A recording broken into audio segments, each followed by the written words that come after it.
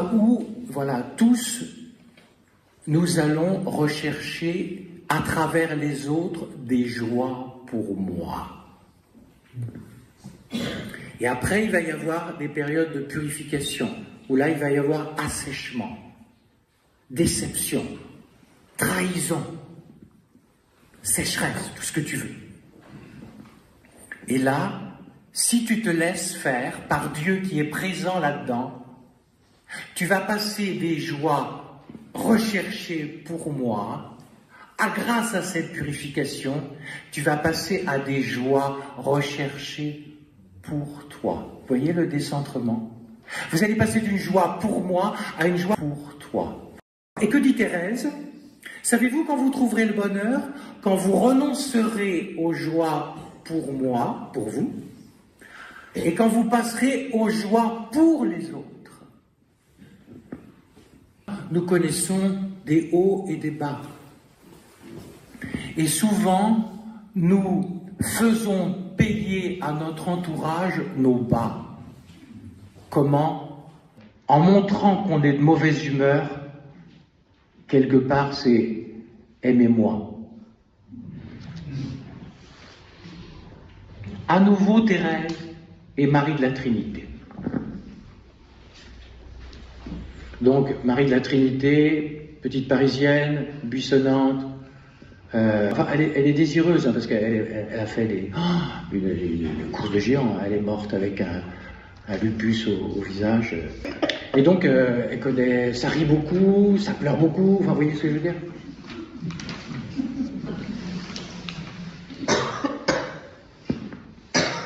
Elle voit Thérèse pour un accompagnement spirituel.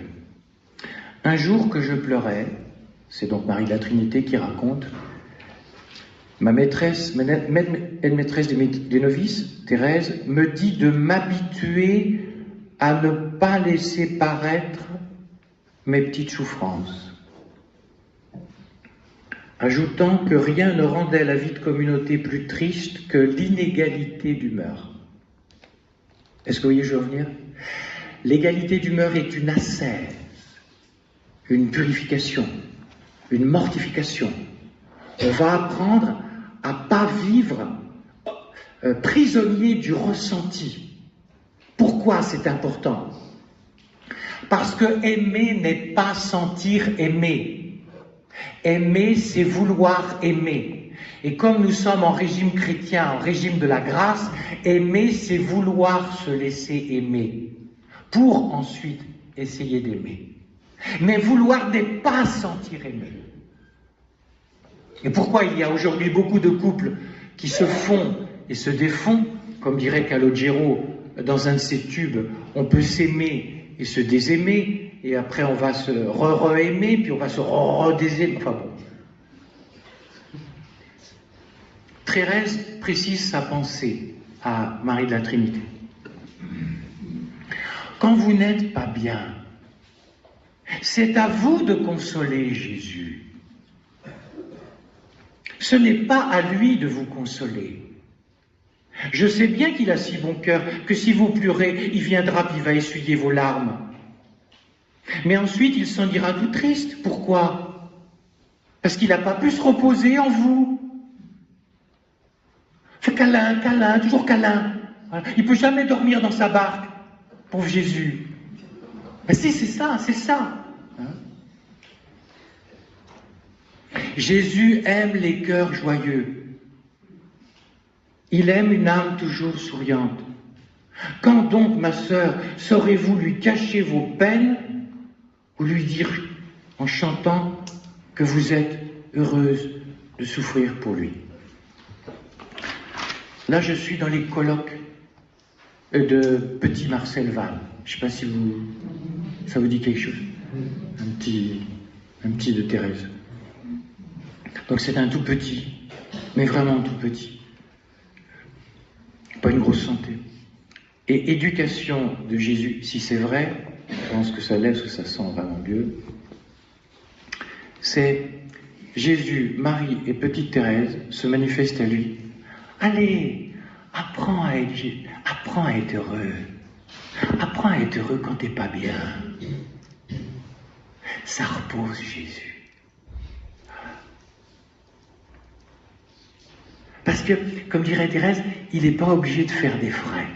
J'aime beaucoup l'expression.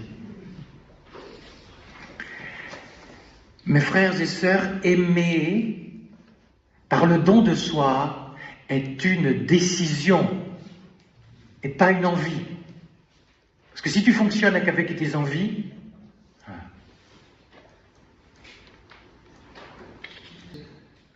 comme mère dans votre vie, si vous passez votre temps à faire des prières de demande, ça ne le fera pas.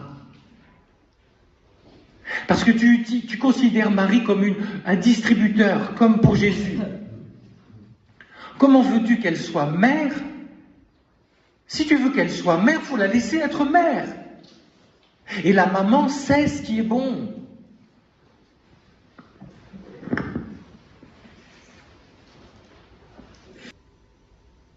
Il faut être un peu enfant pour croire à ce que le monde vous dira. C'est des histoires de Père Noël. Bah, allez-y, c'est votre problème. Le ciel est à fleur de terre, comme il ne prend que la place que tu lui donnes.